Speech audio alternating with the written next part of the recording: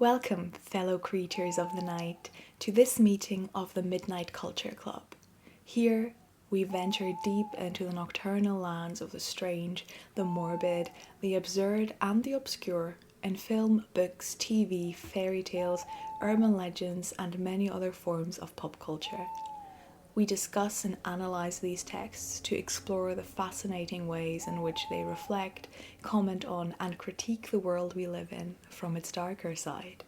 I am Xenia, the over-motivated nerd who won't let anyone else get a word in tonight, and I declare this meeting of the Midnight Culture Club officially in session. And friends, tonight we have a bit of a premiere. A double premiere actually, because we have entered the present day. We're going to be looking at a TV show that came out just a couple of weeks ago and not a couple of decades. Can you believe? I've never been this up to date in my life. This line in the script aged badly given that I had to postpone this episode because I was behind schedule. So learn, never tempt fate, friends. Don't be me. Be smarter. But we are more up to date, given that so far our most current text has been the Rocky Horror Picture Show, and that's from 1975. And now we're in last month. Well, the text is about something that happened in the late 80s, early 90s, but somehow that is still closer to the present than all of our previous texts. So we're making great strides, and I predict we'll be time traveling to the future soon. Unfortunately, we have entered not only the present, but also the rage zone. The Rage Against Ryan Murphy zone, to be precise. Now, for this podcast, that's new, but personally, I've been a permanent resident there for a while. Sometimes I try to leave, but then he does or says something diabolical and I'm right back at my little house in Rage Central. In case you're one of the lucky people who've never heard of Ryan Murphy, then I'm sorry to destroy your blissful ignorance. Ryan Murphy is a massively successful TV producer and screenwriter. He's the guy behind Glee, American Horror Story, Pose, Scream Queens, and a number of true crime dramatizations, like the 2 seasons of American Crime Story. And these Ryan Murphy true crime shows, or more accurately, Ryan Murphy making crimes even more criminal by adapting them, really are the car crash that I can't look away from. And that I also can't shut up about, because good old Ryan has the tendency to do this, to do his true crime adaptations in the most sensationalizing, wildly unethical and irresponsible ways, and that makes them infuriating. You might remember the first installment of the Monster Anthology, which was That Dahmer series that came out in 2022 and sparked a lot of outrage, rightly so. It was heavily criticised by family members of victims, by people who were portrayed even though they said they didn't want to be portrayed, and by pretty much anyone else with a moral compass. Among those who don't have a moral compass and probably also no fully developed frontal lobe, it spawned a whole new army of thirsty Jeffrey Dahmer fans, which unfortunately is a combination of words that exists, which it shouldn't. Now, that definitely didn't have anything to do with the fact that Evan Peters, who plays Jeffrey Dahmer, who Ryan Murphy definitely hadn't trained his audience to fancy, no matter how many people the character he plays murders, wasn't allowed to wear clothes for more than 5 minutes at a time in the first half of the show, and all those close-ups of his abs were totally necessary and appropriate, and so were the rom-com-like make-out scenes. In short, it was atrocious. And we're going to have an episode about that travesty one day, because it was one of the texts I analysed for my master's thesis about serial killer narratives, and I can tell you, it frustrated me so much that I wrote 12,000 words about it, and as you can hear right now, I instantly break out into rant if I only think about it. Incidentally, the script for this episode is also pretty much exactly 12,000 words, so it seems that is just the correct length for a Ryan Murphy rant. But I digress. Today we're going to talk about the second series of this true crime anthology show, which is called Monsters, the Lyle and Erik Menendez story. Monsters follows, surprise, surprise, the situation surrounding the brothers Lyle and Erik Menendez. I will tell you later what happened there, but for now, what you need to know is that this crime was extensively covered in the media when it unfolded, and even now, over 30 years later, it's almost a true crime staple. It's a very famous case and it has been very sensationalized. It has been made a spectacle in the media. And the way that Netflix, together with Ryan Murphy's own production company, adapted this story continues this sensationalization and takes it to an unhinged level. The effects of the sensational approach this true crime adaptation takes, and that in fact a lot of mainstream true crime takes, is what we'll focus on in this episode. Two main effects to be precise. The first is that this sensational mode of representation makes the show very conventional. It forces real life events into a Hollywood narrative structure and into a very Hollywood aesthetic, and in this series this falls flat for the most part. The second effect of this sensationalism is much more serious, because in the interest of creating a spectacle, ethical considerations largely go out the window.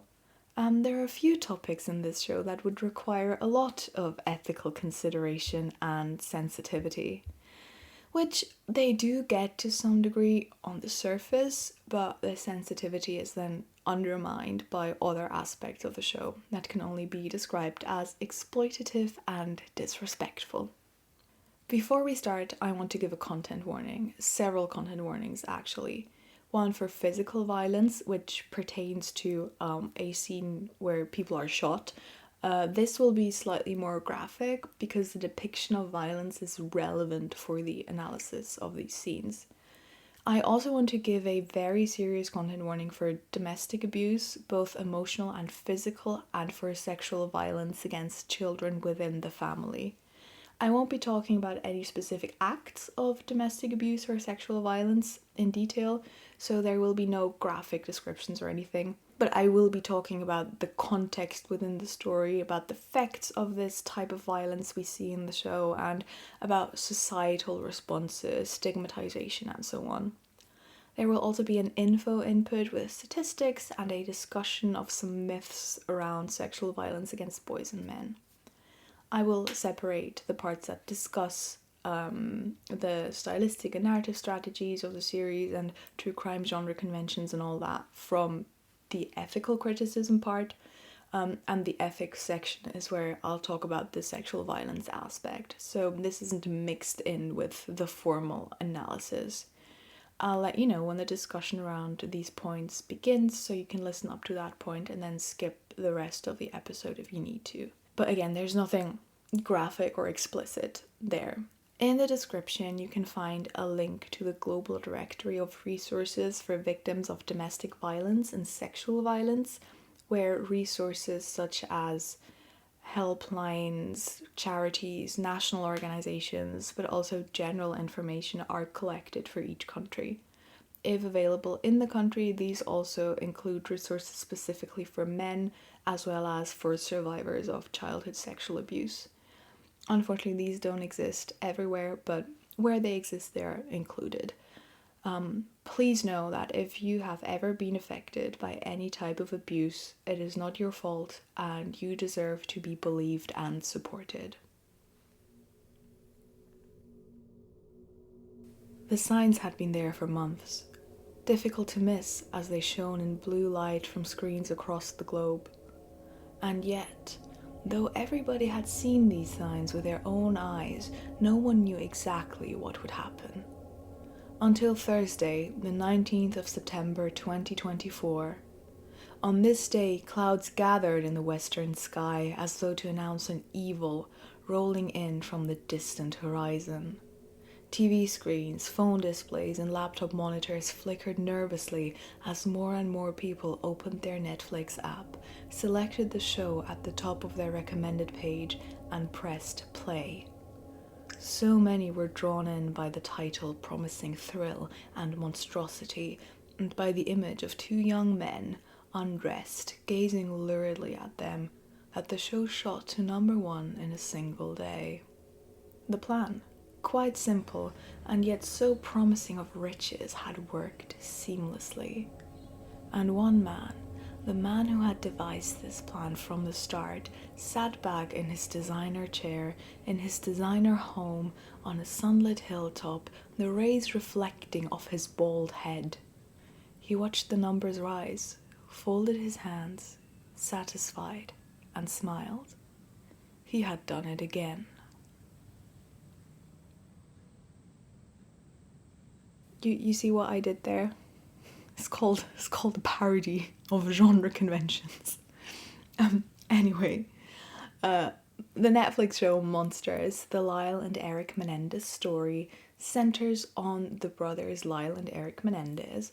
They came from a very wealthy background. Their father, Jose, had immigrated into the US from Cuba and had become immensely successful in the business side of the music industry. So the brothers grew up in a newly rich family. In 1989, Lyle and Erik shot both their father Jose and their mother Kitty in their home in LA.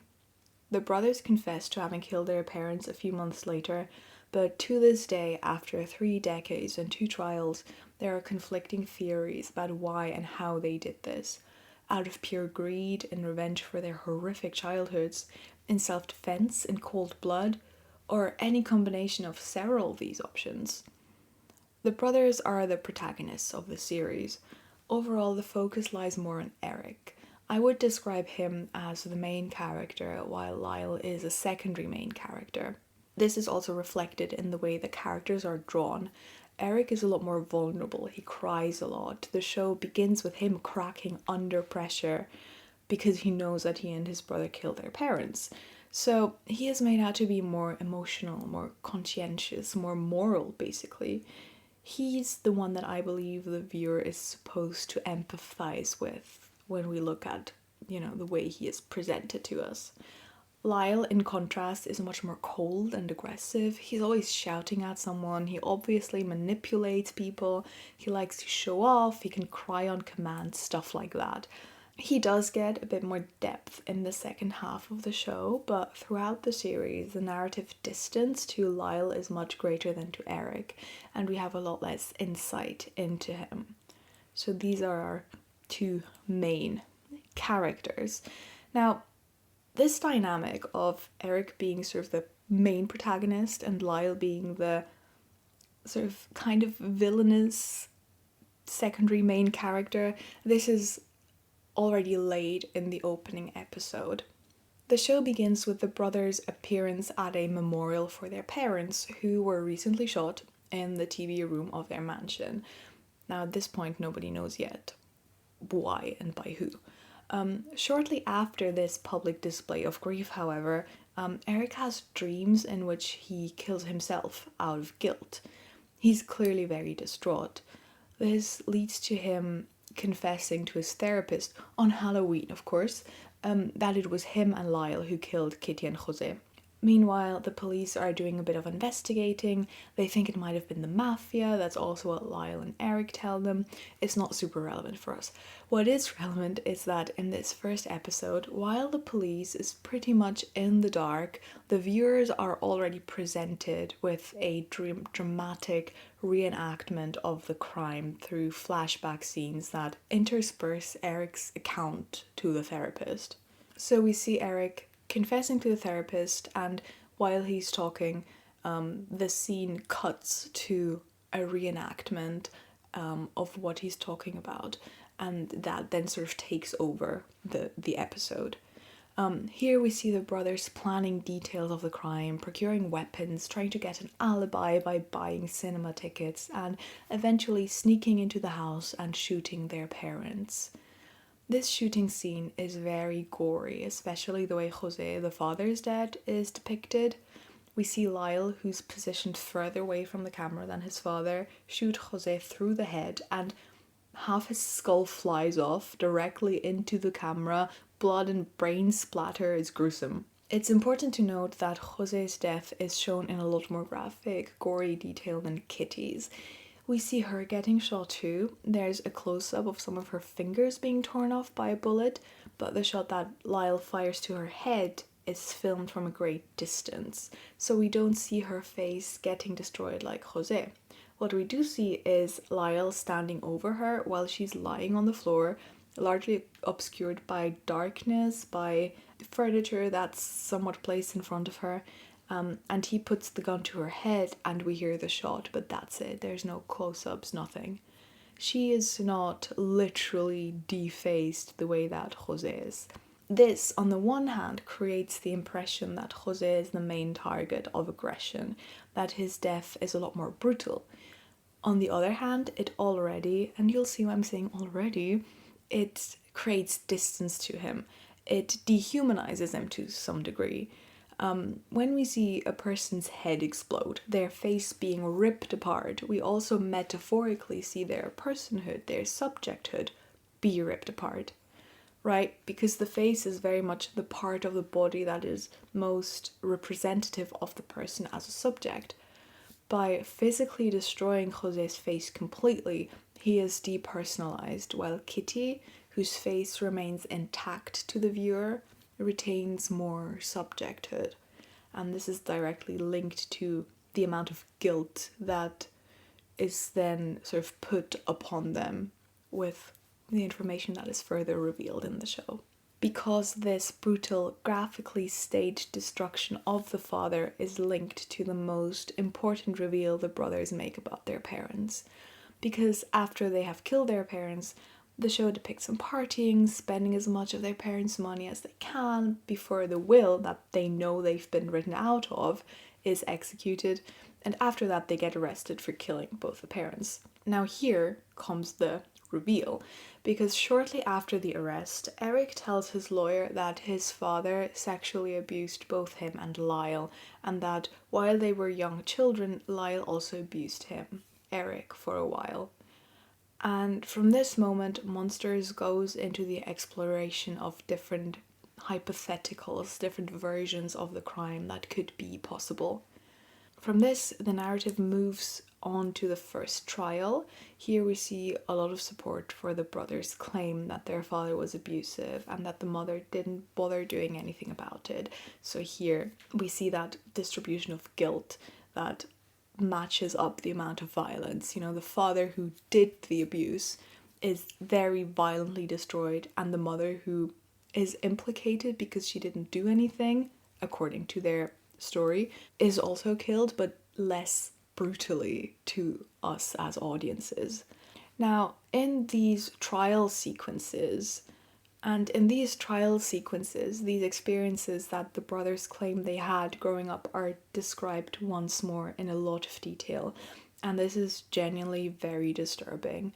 But also, because of the kind of detail they give and the fact that their versions match up, it also, at this point, seems very plausible.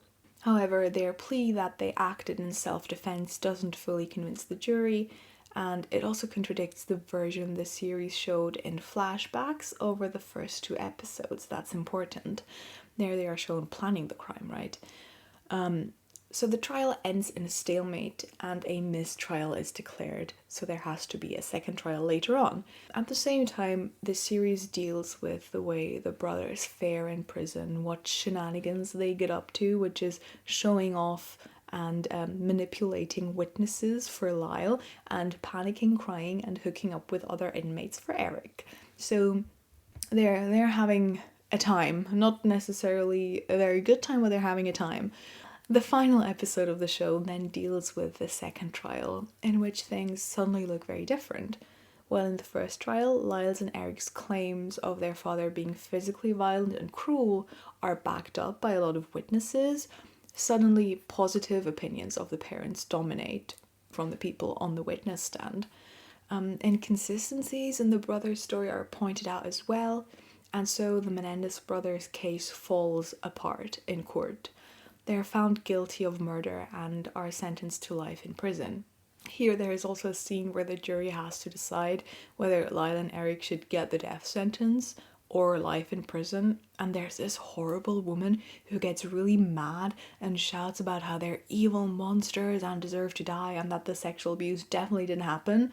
Another juror asks her why she's so sure about that, and she's like, well, because this clearly never happened. It just didn't happen. It's bullshit. It's impossible. She's very annoying. And then she has a heart attack. Not gonna lie, that was a bit funny and a bit cathartic. I did do a little satisfied chuckle. Yeah, she had it coming.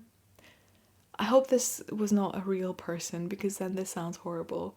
I don't know if that actually happened. To me, it sounds a bit like something very fan fiction-y that Ryan made up, but I don't know. It could be true. I didn't research that. But it was a good scene. So this main narrative strand following Erik and Lyle directly is the one that the show starts with, and it runs through to the end. It begins after the deaths of parents, goes through the arrest of the brothers, and 2 trials that are conducted before they're finally sentenced. It ends with the brothers being taken to different prisons and therefore permanently separated. And that scene was actually a bit sad, not gonna lie. So this is the main plotline. There's a little tacked on scene at the end whose point I didn't really get. It's from a fishing trip where the whole family is on a boat and the parents seem quite happy, while on the other side of the boat, Lyle and Erik make the final decision to go through with the plan of killing their parents. I'm not sure why they put that there. It didn't really add anything new, except maybe that it tries to cement the version that the brothers did plan the crime, but that was already made to look like the most plausible option throughout the story, especially in the version that we see at the start. So I don't know why they had to reiterate that. I don't really get that. Maybe it was just filler. There's quite a bit of filler in this show, if you ask me. But let's move on, because we have 2 more narrative strands to talk about. Because the main narrative strand is complemented by one strand that follows Leslie, who is Erik's lawyer, his defense attorney, and she is completely on Erik's side. Their relationship gets weirdly close. So for example, one episode shows them in court and then she sort of strokes his face, and in other scenes she says he's a lovely boy and stuff like that, which it just seems a little bit like she's not super objective. But she also brings up some very good points, like that the justice system in the US is pitted against defendants and it is often difficult for them to be treated fairly. Then there is a third narrative strand, that of Dominic. Dominic is a journalist, a writer, whose own daughter was murdered, and because of this he responds very strongly to these types of crimes. He believes that Erik and Lyle killed their parents in cold blood for money. Now, these 2 strands come in a bit later in the 3rd episode within the same scene. Leslie and Dominic, in turns, explain their respective position on the case to people that they speak to in a restaurant. So they're not speaking to one another, but they're in the same restaurant speaking to 2 different groups of people, and this is sort of intercut with each other. So they are introduced by their contrary positions, the extreme ends of the spectrum of opinion about the brothers and their killing of their parents. And representing these opposites is essentially Leslie's and Dominic's purpose in the text. These 2 allow the series to portray different theories, different ways of looking at the case, which is an interesting idea that does introduce a bit of nuance into the story. And it can also be used as a convenient but not very thought through excuse for creepy shit, as you'll hear later on. Now, there's also one episode that explores the parents' backstory. I'm not really going to go into this in a lot of detail, other than to say that Jose, while we don't know if he really abused his kids, neither in real life nor in the show, he's definitely an arsehole, and Kitty doesn't seem to like her children either, so that's a good start for a family. There's also a really weird scene where Jose hires a sex worker and makes him crawl towards him on his knees while Jose is wearing like a golden wreath on his head like Julius Caesar, and that sounds very much like something that they made up. like, I doubt that there's any record of that ever happening, because who would have recorded this? It seems a bit, yeah, it seems a bit made up for drama, because as we'll see, monsters and many true crime texts in a similar vein don't really care about factual accuracy all that much. And I think this scene is a great example of this. Speaking of true crime conventions, if we want to analyze how Monsters reflects these and what effects this has on the show, of course we have to look at what these conventions are. There's an article about the past and present of the true crime genre that I would like to use as a bit of a basis for this. This article is by David Schmid. I cannot speak. It is by David Schmid, who is an associate professor of English at the University of Buffalo, and he has written one of the best books about serial killers in the media. That is an excellent book. It's called Natural Born Celebrities. And in this article that I'm going to talk about now, he talks about typical representative strategies used in contemporary true crime. I would highly recommend reading it. It's a short article but very informative. You can find it in the sources list in the description, as all the sources I'm going to be using. So in this excellent article, David Schmid opens with the observation that true crime sells best when it is as grotesque and brutal as possible, when there are multiple victims, ideally a series of victims, and when the crimes contain a sexual element. And this is crucial, this saleability factor, because modern American true crime, which Schmid focuses on in this article, was very closely linked to a few highly marketable murders in the 1800s. This is typically considered the beginning of modern true crime in the US, and we see that there's this instant financial motive behind this.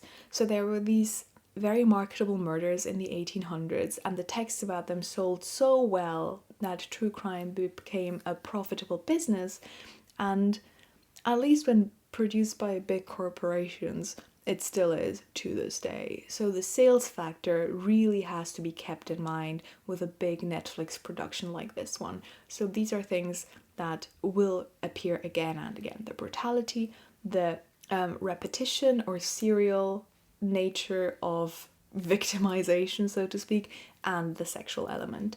This will come up again. So a little bit later, Schmid writes about the meaning of the word true in true crime, because he argues it doesn't refer to truth in the literal sense, as it is typically used in everyday language. There will say something is true if it is based in fact, when it can be proved to be correct with evidence, or because several people have observed it and their observations match one another. That's the common understanding of something being true, right? In the true crime genre, the word true is often used to mean an emotional truth, Schmid writes. This emotional truth is something that feels right as a narrative. It doesn't have to be factually or literally true all the way through. It has to feel right. The star example for this is people who kill repeatedly are monsters who enjoy hurting others and have no remorse. This is an attitude that can be found in much modern true crime.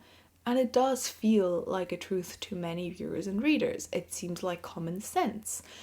Even if specific factual details of the case in question might contradict this. You know, someone might commit several horrible crimes but not enjoy them or feel guilty about them, which doesn't make it any better, don't get me wrong, but it makes the situation more complex. It makes it more difficult to draw clean lines.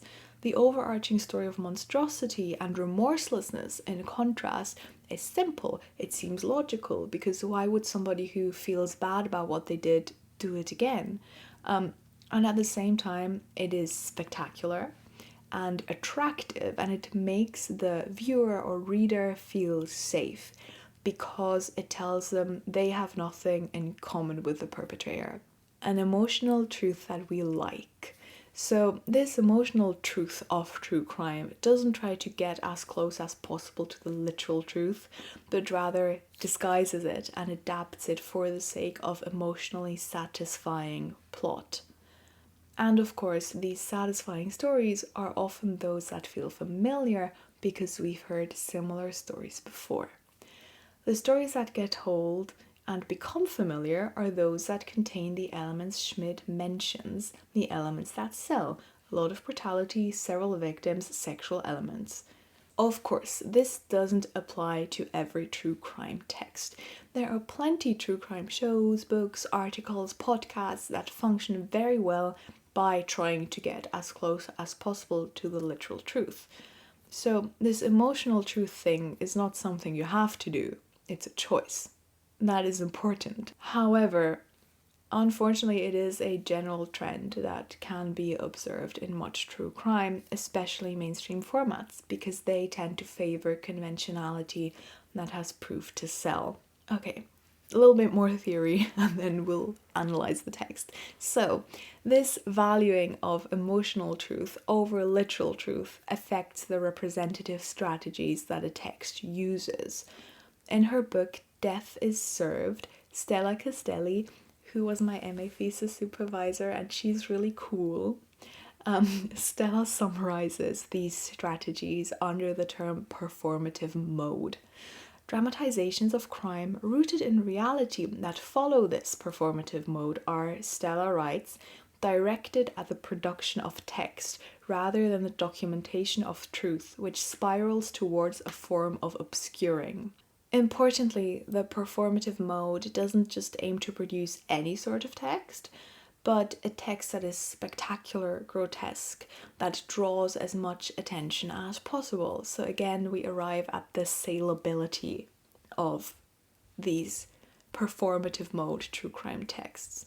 And this very much works with the grotesque and the brutal.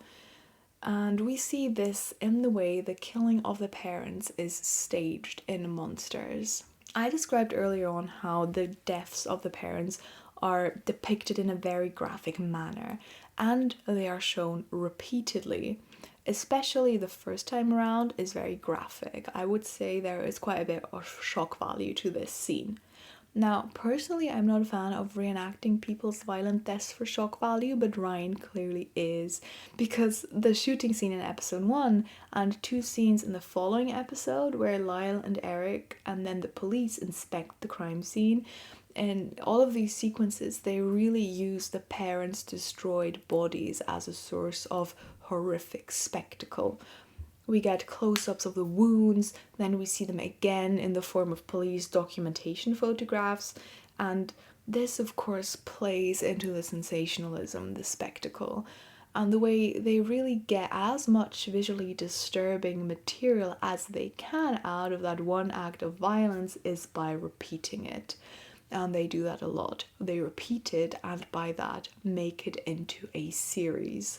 Now, Stella's concept of the performative mode that I just mentioned is closely tied to seriality or serial repetition. That's the same thing.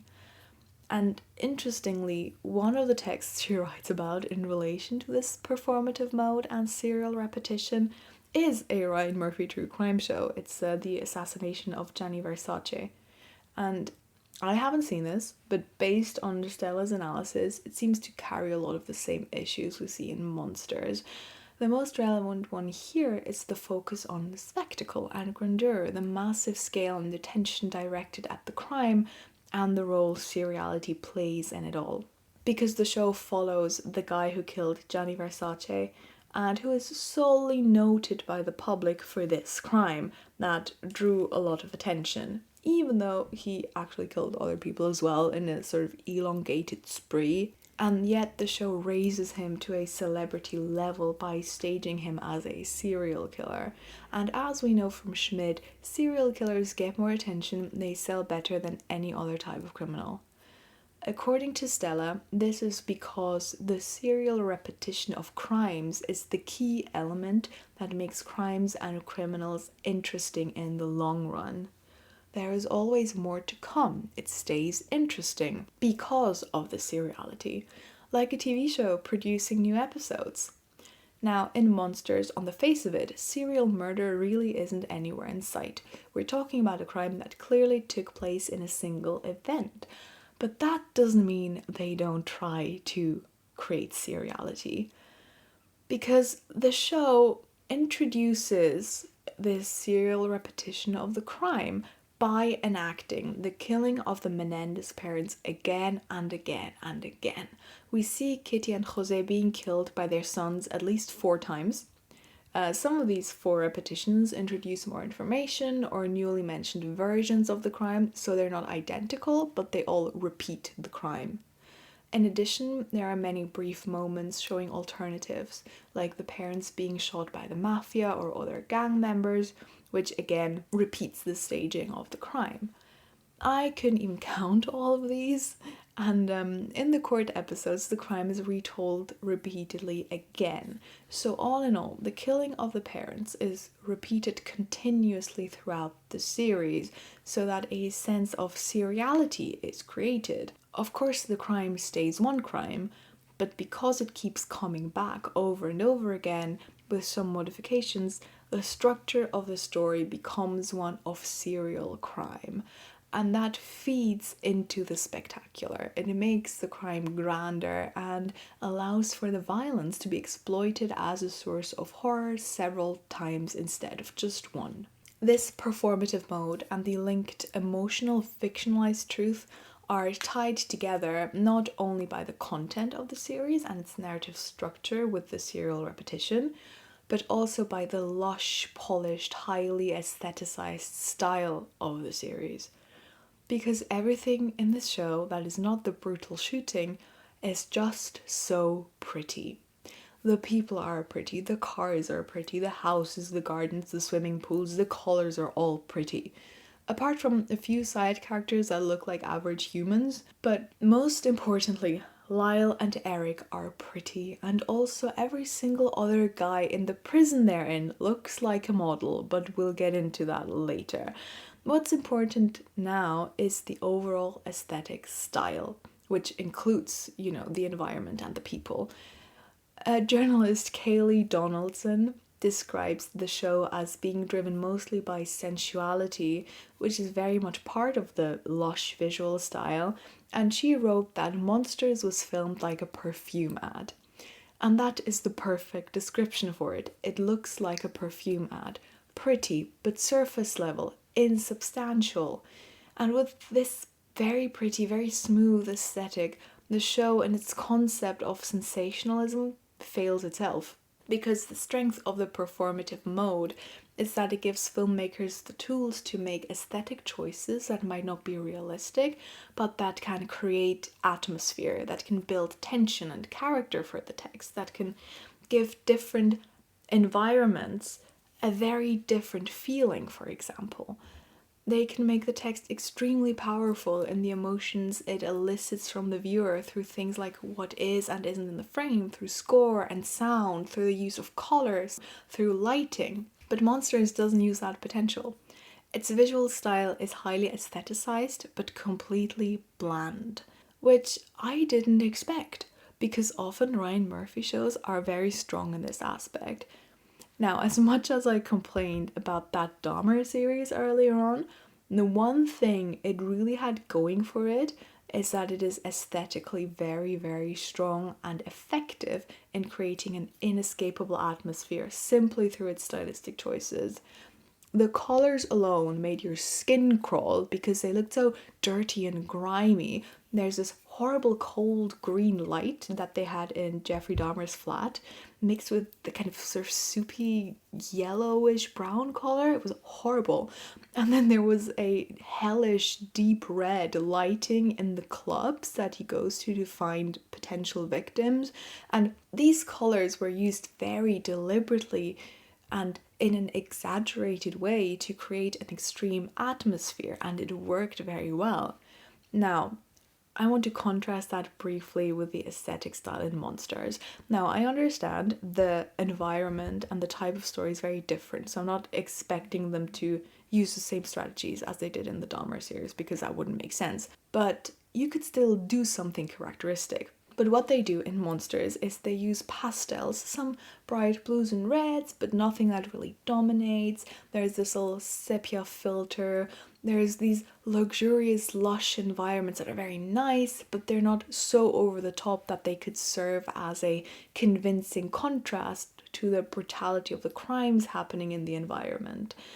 Then we move to the prison environment, which is, of course, more modest, and it's definitely a little bit cooler toned in color, but it isn't so cool that it would affect the mode of the scenes there. It doesn't feel like a strong contrast to the lush, pastel-y beauty filter colors that we had earlier on. It's just a little bit more blue. It doesn't make the prison feel like a super hostile place, for example. It's just not strong enough. There's a bit of an attempt at contrasting the themes of abuse and violence with a romantic pop score, but that's not really effective in creating that contrast because the pop score fits the perfume ad visual style, and both of them aren't over the top enough to emphasize the artificiality of this perfect shell of a wealthy family. It would have had to be more extreme. So the way that they did it, it looks more like a vintage beauty filter. It smoothes things out, it's nice to look at, but it eliminates any unique characteristics. The overall aesthetic concept of the show simply is not strong enough to elicit any sort of emotional response, which after all is the whole point of the performative mode. And I believe that this is the reason why so much of the show feels rather bland. Somehow they managed to really go with the sensational fictionalizing removed from reality of the performative mode, but without getting the thrilling immersive effect that that mode is supposed to create. However, there's one episode that stands out in style, in performance, in the level of nuance, and the way it treats truth. And that is episode 5, and I wish they had done more of the show like this, because it is by far the best episode. It is basically a 36-minute long scene whose entire duration is spent on one conversation between Erik and his lawyer, Leslie. Here, Erik tells Leslie about the way their father, and to some degree the mother as well, abused their 2 sons. Now, there is no reenactment of the things that Erik describes, we just see him speak. There is no camera movement other than a very slow zoom in on Erik's face over the duration of the entire episode. While you're watching at normal speed, the zoom isn't noticeable in the moment. You only realize at the end that, oh, you're much closer to his face than you were at the beginning. So it's very subtle. There's also no score in this whole episode, no remarkable lighting, nothing. The episode is completely stripped down. In the same vein, the writing in this episode, the dialogue, is very natural as well.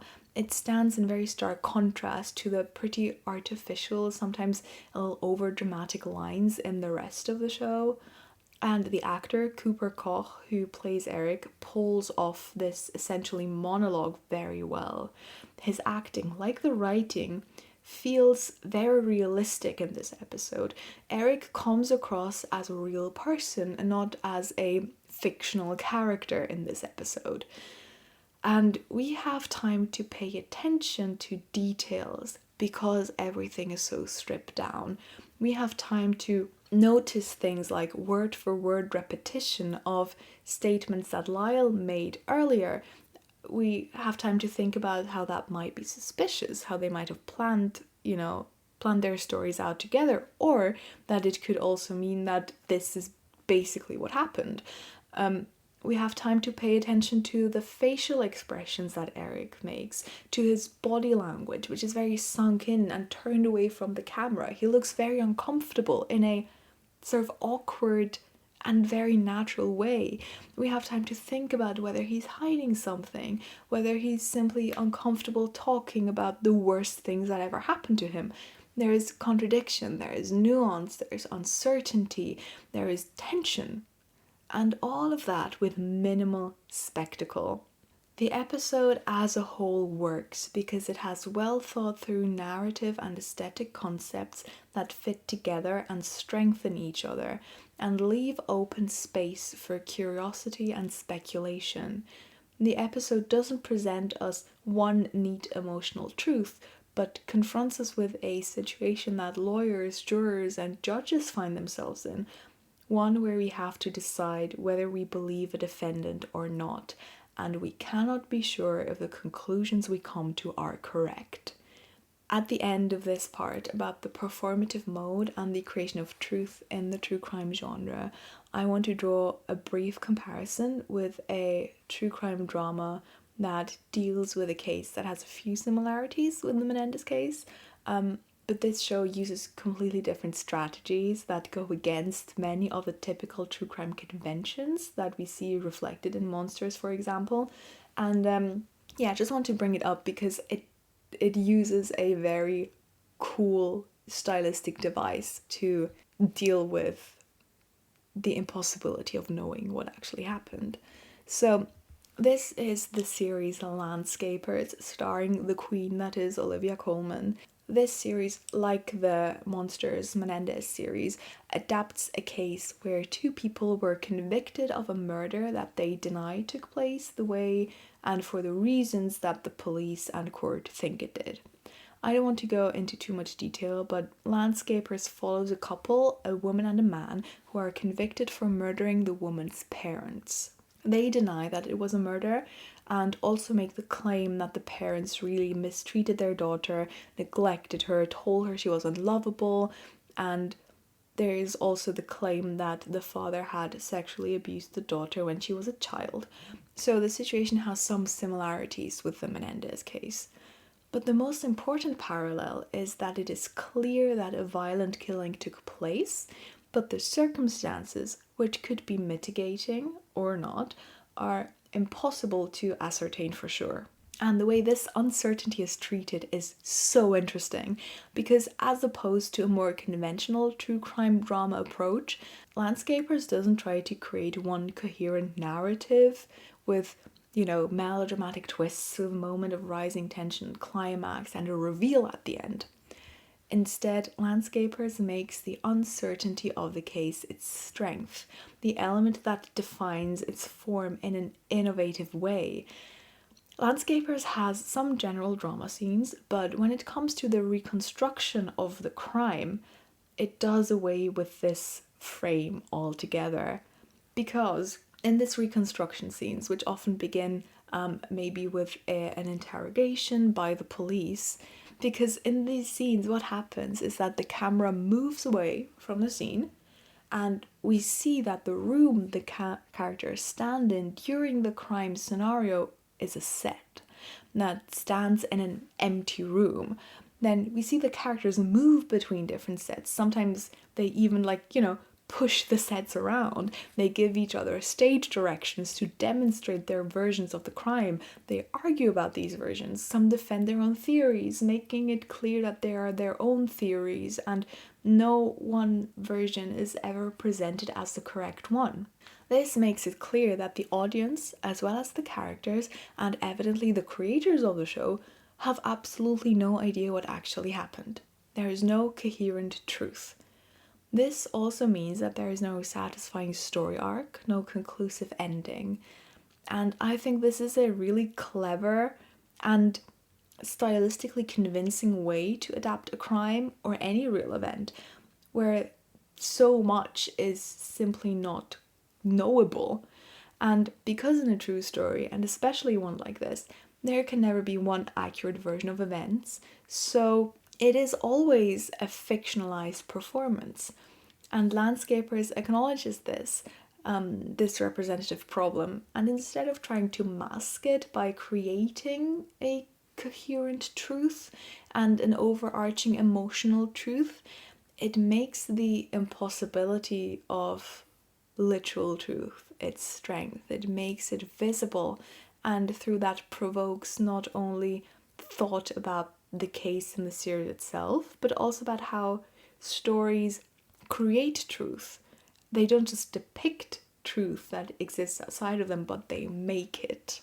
And this is something we get a hint of in Monsters, in the few parts that acknowledge the impossibility of finding literal truth. In Erik's interview scene, or in scenes where Dominic outlines a few different theories to his friends, although he is very firm in his emotional truth conviction that Lyle and Erik are cold-blooded killers, but he retells different theories that he has that also partially contradict one another.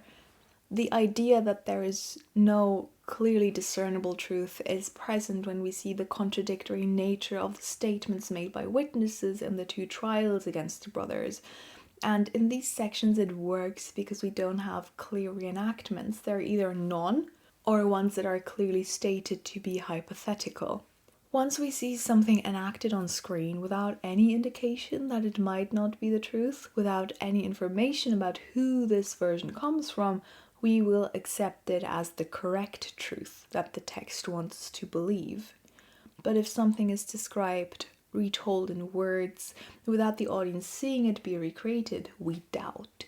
We think for ourselves whether we consider what is being said believable or not. And that's what, on the one hand, makes the text interesting, and on the other hand, by admitting that an all-encompassing emotional truth doesn't exist, allows us to get a little bit closer to the literal truth. However, in Monsters, most versions of the crime are not told but enacted on screen without a person's narrative framing them. So they come from a third-person perspective, basically, and that gives them an air of being true. This is especially the case in the second episode, for example, which we'll talk about later. There we have a situation where a personal theory is integrated into sequences that are not presented as a theory but as factual. So I'm not really sure what the concept is with these verbally told accounts, with flashbacks, with third-person enactments. There seems to be a bit of bleeding into one another between them, but it doesn't really seem deliberate. It's all a bit washed out. Just as there is no strong visual style, the narrative strategy doesn't seem to have been thought through to the end either. And now we get to the rant. This part contains discussions around sexual abuse of children within the family, so if that's something you'd rather not hear, you can leave the episode here. Again, it will not be graphic, but I'll be talking about how, the presence of these claims of sexual abuse interact with the way that the brothers are presented in the series and why that is questionable. So, there is one issue in Monsters that is so glaring you could see it from miles off, and that is the genuinely unhinged eroticization of the Menendez brothers, and to some degree the prison environment, and worst of all, the eroticization of the relationship between the brothers. There are some very, very strong incestuous undertones. I'm not even sure if you can call them undertones or if it's just what's there. That is highly inappropriate on the one hand, because real people who are convicted murderers are made into objects of desire, and that is difficult. On the other hand, the issue is that Lyle and Erik Menendez have maintained since shortly after they were arrested that their father sexually abused them in absolutely horrific ways. And while they were children, Lyle did the same things his father did to him to his little brother Erik, probably repeating what was being done to him without understanding it. This show includes these claims and spends a lot of time explaining exactly what the brothers claim in a lot of detail. At the same time, it consistently objectifies them. It sexually objectifies potential victims of childhood sexual abuse who, might not be very comfortable being portrayed that way. So Erik and Lyle Menendez weren't consulted about this, even though they both offered to speak to Ryan Murphy about the show prior to it being made, but Ryan said no. And in addition, the series suggests that the brothers' relationship is incestuous, even though there is absolutely no evidence for their relationship being incestuous. None.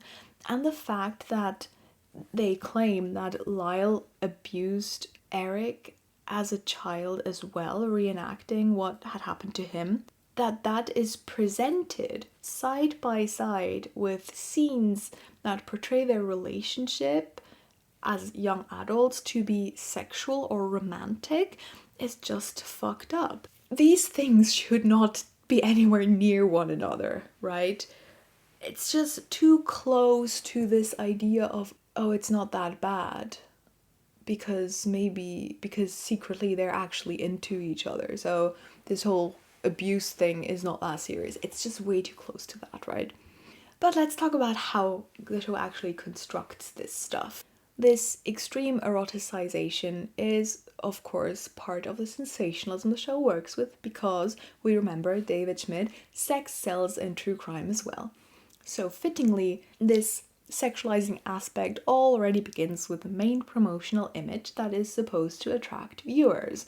If you have Netflix, you will have seen it. This image shows both brothers from heads to shoulders and a bit of their arms, enough to see that they are both topless, and they sensually gaze up into the camera. They are positioned one behind the other, so Lyle's at the front and Erik at the back, and Erik has a hand placed on Lyle's shoulder, holding on to him. The image is tinted dark blue, with the brothers' bare skin that is lighter than the rest of the image standing out. It looks like they're starring in a slightly pornographic gay version of Vampire Diaries. Now, that would be perfectly fine if this was a fictional show, if it was a gay vampire show. Perfectly fine, no shade to gay vampire shows. I would never shame gay vampire shows, they tend to be very cool. But this is a true crime drama about two brothers who are both convicted killers and plausibly victims of sexual violence within the family. So this sultry, sexualized vibe on the promotional cover between Lyle and Erik, who, I repeat, are brothers, who insist that their father sexually abused them, is extremely inappropriate. And why did anyone think this was a good idea? How do you come up with that? And all the people in this big corporation involved in making a show like this, they were like, oh yeah, that's a great idea. Don't see any issues there. Let's go with this image. I'm also not a huge fan of the shifting of real criminals into a supernatural direction, which the vampire coding definitely does. This is also a pretty common strategy in the thriller genre, be it fictional or true crime based. So in a thriller context, the language used to describe people who commit violent crimes and also the visual representations we see of them, like this image for example, they often have this gothic supernatural touch to it. These people become monsters, devils, vampires, demons, things like that. The show Monsters, ironically, doesn't do that a whole lot in the episodes themselves, but this tendency is very strongly reflected in this promo image. And this is also something that contributes to this thing Stella mentioned about the performative mode that obscures truth rather than to document it. Because by invoking this supernatural element, we are removing Lyle and Erik from reality. We are removing them from their role as people that exist in real life into a very fictionalized, into an almost supernatural direction. That makes it, again, more spectacular, but also further away from the truth and more easily consumable. If you don't think about it. Once you start thinking about it, it's very weird, but if you don't think about it, it very much puts all this in a more fictionalized, further removed from truth direction. But friends, it gets worse. So much worse. There are so many scenes in Monsters, too many to count, where Lyle and Erik are naked for no reason whatsoever. Again, that would not be a problem in a different context, but in this context it is. So we see them planning the murder, which they don't just do sitting on the couch, but conveniently while Lyle is stepping out of the shower, oopsie, or while they're in the pool. Generally they're in the pool a lot, so there's an excuse for them to be in Speedos, although they're also in Speedos in the house all the time for some reason. I have never seen so many men in Speedos in my life. To quote my hero of this episode, Miss Kaylee Donaldson, you know, the perfume ad lady, the two are eternally in Speedos. These scenes are very colourful, very bright, with a bit of a romantic blur on the image, and they really stage the brothers' bodies, which are very athletic, very muscular, very tan. Many of these nude moments are part of montages, so there's no dialogue in these scenes, and the focus is placed even more on the characters' bodies through that, because that's the only way they can express themselves in these dialogue-free montages. There are also several workout montages where, again, the main characters' bodies are really foregrounded, and the worst offender among them is a scene in episode 2 where Erik squats right into the camera. Why? Why do I need to see this man who is in prison for killing his parents put his bum in my face? Why? Ryan, explain. Generally, he seems to have a bit of a workout slash gym thing. There are also a few scenes that take place in the prison's gym, so more workout content. And I don't know what kind of prison this is. I suspect it is one that has emerged from the stories Ryan keeps at the bottom of his nightstand drawer, because everyone in that prison, in the gym in the prison, is a huge shirtless muscular dude, and there's dozens of them. This prison only has like former gang members who are also models in it. No cheating accountants or frustrated husbands who stabbed their wives or something, you know, their hair is lighting a little bit, they're like scrawny little guys. No. All muscular mountains of men without clothing. It's like a gaggle of Jacob Blacks, but enlarged by factor 6. The scenes in the prison gym genuinely look like the beginning of a porno. There's also a scene where a guy gives Erik a blowjob in the shower in prison, and look, at least that seems a realistic prison activity. And if this was just a prison film, I'd be okay with that, but I'm not sure why it's necessary in this context. You know, in a later scene it is mentioned that Erik has a thing with this one guy, the one in the blowjob scene, I think, and they have these like very sexually charged interactions and so on.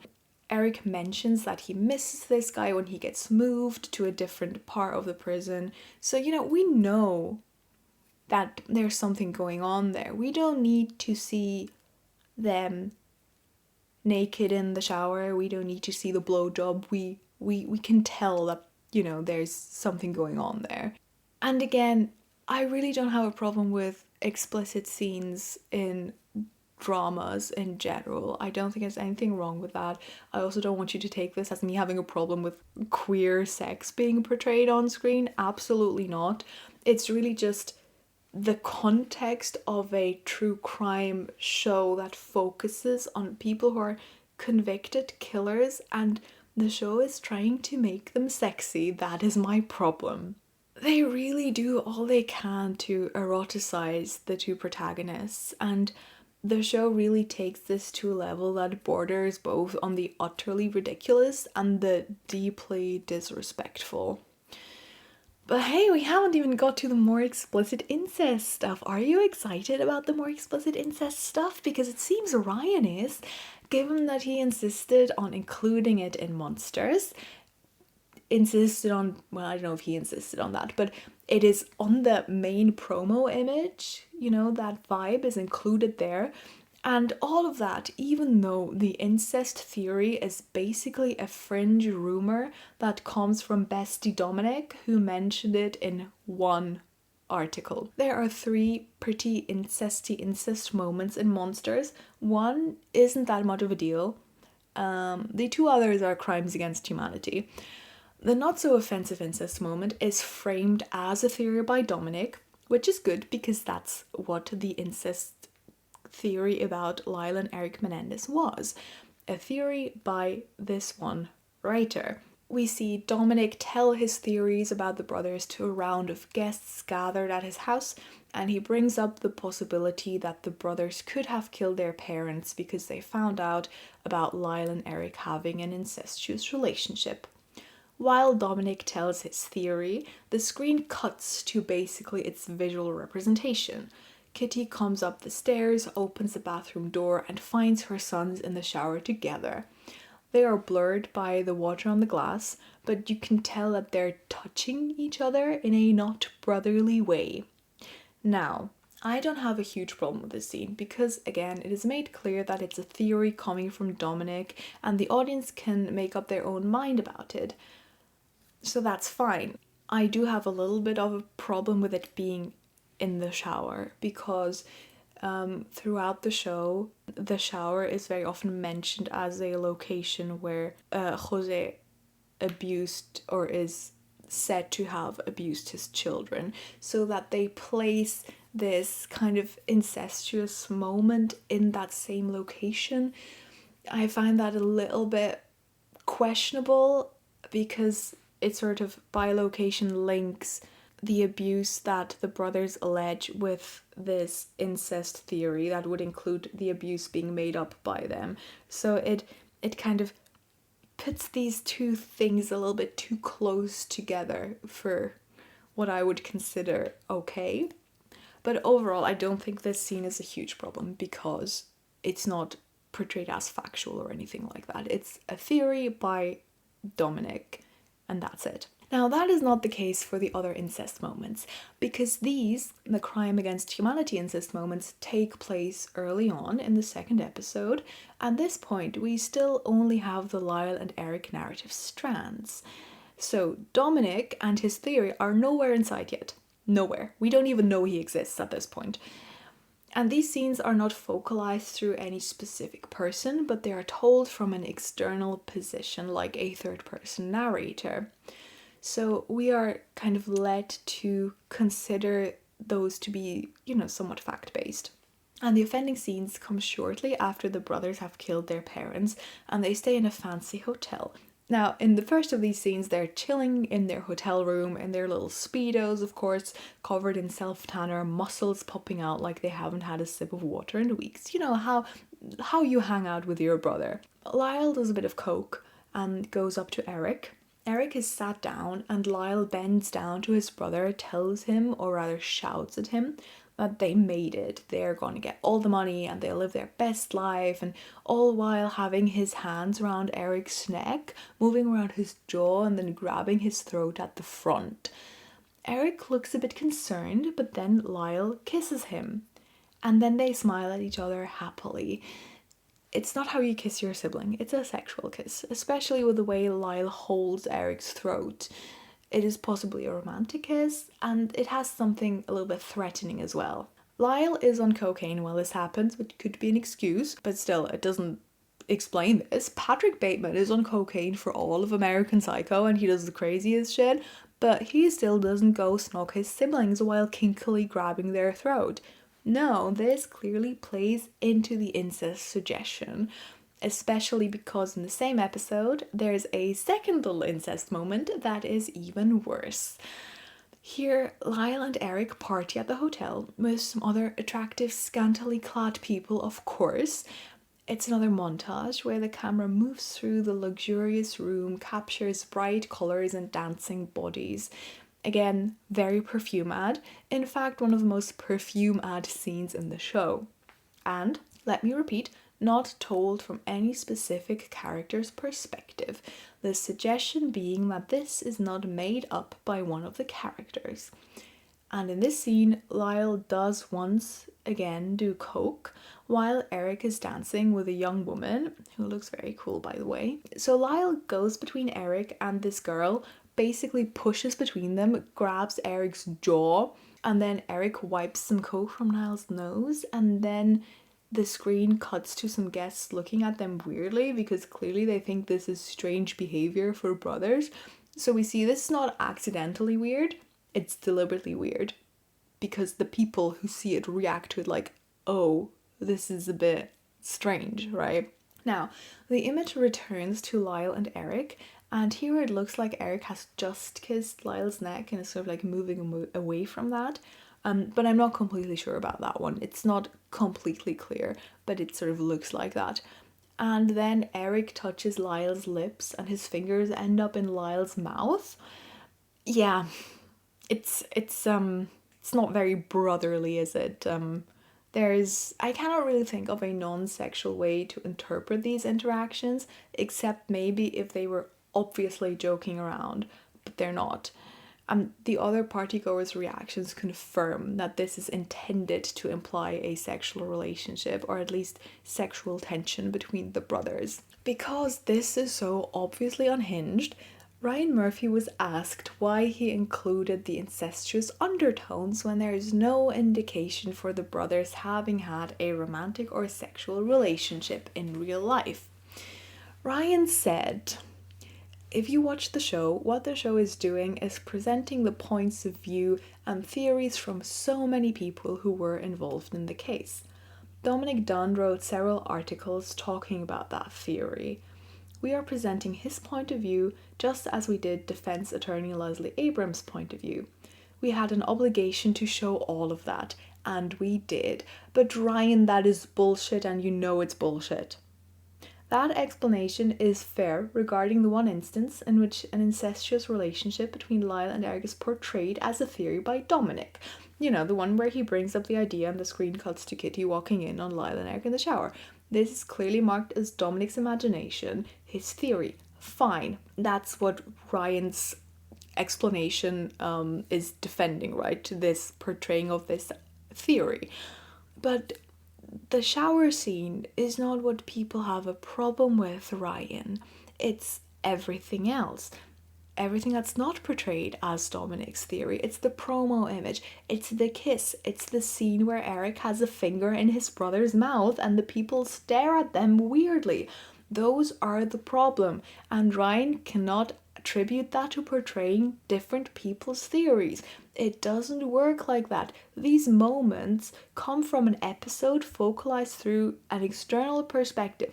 They are not Dominic's point of view. He hasn't appeared yet. The promo picture, why would the promo picture reflect one of many theories that the show portrays? Why would you choose that one and use it as the promo picture if your idea was to show several theories? Either they couldn't keep their narrative strands apart, or these moments are in the show purely for provocation, which, I mean, clearly works, as you can hear, and as raw material for the thirst trap edits, because those two things sell. Provocation and sex sell, and apparently nobody making the show cared enough about the implications of eroticizing the relationship between brothers who, they say, were both sexually abused by their father and one of whom also abused the other. Nobody thought about that for long enough to realize that they really are sacrificing every shred of morality for profit. That is just fucked up, and it could be very, very harmful to the public perception of male-on-male sexual violence, especially playing down how serious it is, and this could affect the external perception and the self-image of male victims of sexual violence who already face extreme stigmatization as it is. It is so irresponsible. Speaking of responsibility, even if only 10, 15 people listen to this episode, I think there's a responsibility that comes with talking about a topic like sexual violence. And for this reason, it's important to me to turn this into a bit of a learning moment, to have a bit of factual information about the kinds of abuse that the series deals with, about how common it is, and to refute some myths that unfortunately still exist around sexual violence against men and boys. Something that I believe this show could have integrated very well instead of going with a weird sexualization of potential victims angle. I'd like to say at the very beginning that while searching for information, I could really see that sexual violence against men and boys is very much overlooked and not studied anywhere near enough. because this is reflected in the state of information and resources that are easily available. It was pretty difficult to find data specific to men and boys, especially with the UK data. I'll tell you in a second which countries I looked at, but with the UK data it was very difficult to find numbers that include sexual violence against men and boys. There are fortunately a lot of resources like helplines, supportive organizations, self-help info in the UK, but the data itself is a bit scarce. So I looked at information from the US, which is where the Menendez case took place, as well as Switzerland and the UK, because those are the countries where basically all of you listeners are located at the moment, because I can see that in my little statistics. I can see where you guys are, and that's where you are. So I thought that's probably the most relevant places to look at. I also found some very interesting data from the Central Statistics Office in Ireland that is very comprehensive and very detailed, and that I'm linking alongside the other sources in the descriptions. I'd recommend you look at these numbers, even though I'm not going to talk about them in this podcast, because otherwise your brains will explode with statistics, but they are very interesting, especially because they also look at factors like generational differences, and in a lot of detail at the relationship between victims and perpetrators. And surprise, surprise, sexual violence against men and boys and children in general is not a new thing. Who would have thought? Let's start with the US. Here I looked at information that is collected from several different studies on the website of the survivors organization 1 in 6. This organization is named after a statistic that says that 1 in 6 men has experienced sexual violence at some point in their life, so either as a child or as an adult. They cite a study by the US Center of Disease Control, which says that 16% of men stated that by the age of 18 they had experienced sexual abuse. Another study finds that 14% of men say the same thing. The website also contains a few numbers from the 90s, so a period close to when the Menendez case took place, which I thought was also interesting. In these studies, 18% and 16% respectively of male respondents indicated that they had experienced sexual violence before they reached adulthood. That is consistently across studies 1 in 6, which means it is not a rare issue at all. It must be very common. So when somebody makes a claim of this type of abuse, it is not absurd. It is not unrealistic that boys would be victimized in this way. Side notes, it seems to be a lot more likely than them secretly having a relationship with each other. That doesn't mean I'm saying that's what definitely happened, that the abuse actually happened, but I think these extreme responses of, oh, this is impossible, are in no way related to the real frequency of these things happening. If somebody speaks up, this needs to be taken seriously and properly looked into, because the consequences of the abuse itself are bad enough. We don't need to make it worse by dismissing people's experiences and just starting from a position of not believing them anyway. The same studies mentioned above also found that the men who'd reported being sexually abused were at a higher risk of PTSD, depression, substance abuse issues, suicidal thoughts and suicide attempt, issues in intimate relationships, and they were more likely to struggle in school and at work than people who had not experienced sexual violence. So there is a very strong indication in the data that there are very serious long-term effects on male survivors of childhood sexual abuse, just as there are on survivors of other genders. Now, one might think, okay, the 1 in 6 organization has an interest in drawing attention to sexual violence, so they might use the highest numbers possible. Also, a lot of their data is from the 90s, early 2000s in the US. Most of you guys are in Switzerland and in the UK in 2024. So let's look at some recent data from these countries and data that comes from institutions that are maybe less interested in highlighting the severity of this specific type of crime. Let's look at some up-to-date crime statistics and government surveys. The data from Switzerland comes from the Federal Office of Statistics website and is based on police data, and it discusses sexual violence in general.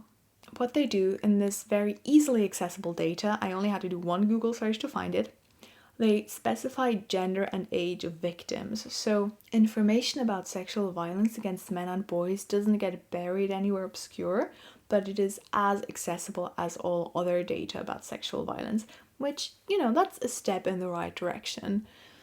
Also, once again, keep in mind these are police statistics, and a lot of sexual violence is not reported to the police, so these numbers are most likely much, much lower than the number of incidents that actually happen. One of the factors that these stats about sexual offences are organised by are type of crime. Sexual acts with minors is one of these types. And in 2023, there were 1,150 reports of this specific crime. With that, it is the second most common type of sexual offence in Switzerland in 2023. The only one that was reported to the police more often was sexual harassment, so for example, unwanted sexual touching. From 2011 to 2016, sexual acts with minors were the most commonly reported sexual offence, more common than rape, more common than any other forms of sexual assault. The most common reported type of sexual offence, think about that. The numbers always range from 1,000 to 1,400 instances per year for the past 15 years. In comparison with the total number of minors in the country, about 1.79 million, that is not a whole lot. But considering that is consistently one of the most frequently reported sexual offences, shows that it is still a lot, in relation to other crimes in this section, right? And it's still 1,000 to 1,400 people a year who are affected by this. 1,000 to 1,400 children every year. Another dataset looks at the environment in which these crimes take place. 35% of sexual acts with children take place in the home. So, more than a third of instances of sexual violence against children happen in their home. That is a considerable chunk. So, tell me again how it's absurd that sexual violence in the family happens. It's not absurd. If we take this 1,150 number that we had of the instances of sexual acts with children in 2023 and consider that 35% of them take place in the home, that is over 400.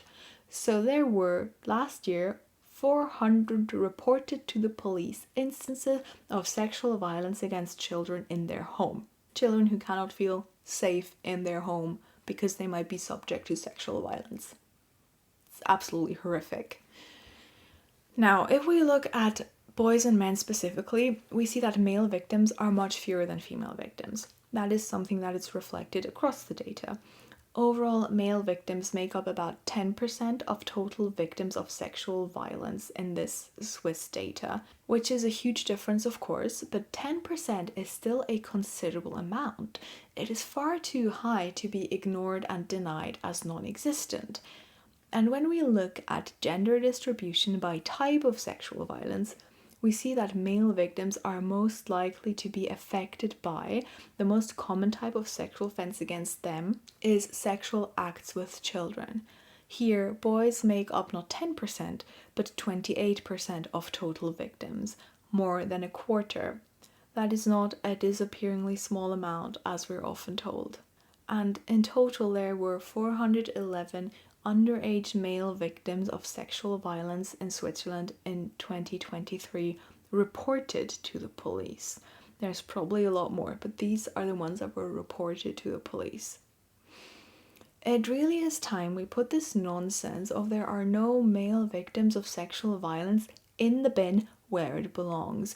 At this point, I also have to highlight something that I cannot fathom, and that is that according to Swiss laws, which are now fortunately being revised at this very moment, but up to now, men or any person without a vagina could not be legally raped, only sexually assaulted.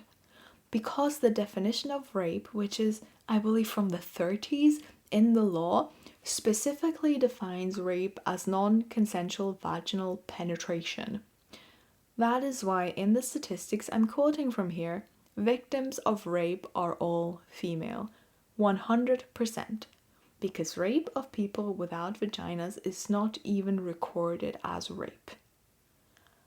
I am ashamed of this country I live in. What on earth are we doing? I don't... How has that not arrived here yet? We live in the fucking Middle Ages. Let's look at the UK. Here we have a report that took me a while to find, with data collected by official authorities and organisations, not exclusively police data but also government surveys. They state that an estimated 5% of boys and young men experience sexual violence by the time they are 16 years old.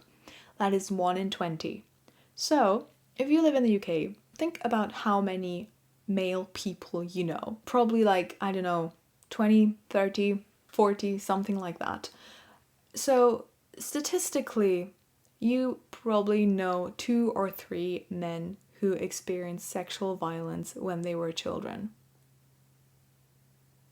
Overall, there was an estimated 155,000 male victims of sexual assault in the UK in 2020. 34% of men, over a third, reported in the same year to have experienced sexual harassment within the last 12 months. That is also a lot. This report also highlights that queer men, especially trans men, as well as men of colour and disabled men, are more likely to experience any type of crime, but especially domestic abuse and sexual violence. Wildly enough, all these crimes, domestic violence, sexual violence, are grouped together as a subsection of a group of crimes called, by the responsible authorities, violence against women and girls. Again, I'm aware that women and girls are more often affected by these crimes, but why do we categorize these crimes by that? Why don't we categorize them by type of crime? Because by naming these crimes something like violence against women and girls, we already create the expectation that these crimes can only affect a specific type of person, and that simply isn't true. It isn't true, as their own data shows. There are plenty of male victims of these crimes as well, and I doubt they'll be recognized if the type of crime is officially referred to as violence against women and girls, and not something like domestic and sexual violence.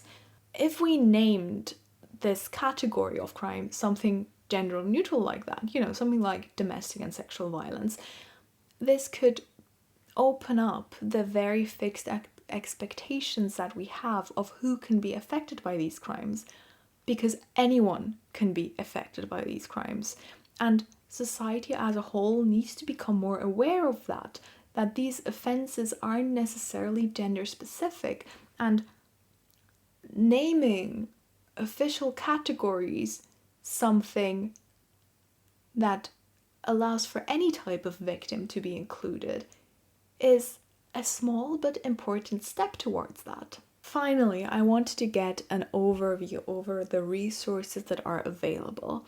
I looked at a bunch of random countries here from different continents. For example, Brazil, Malaysia, Greece, and Nigeria, but these are just some.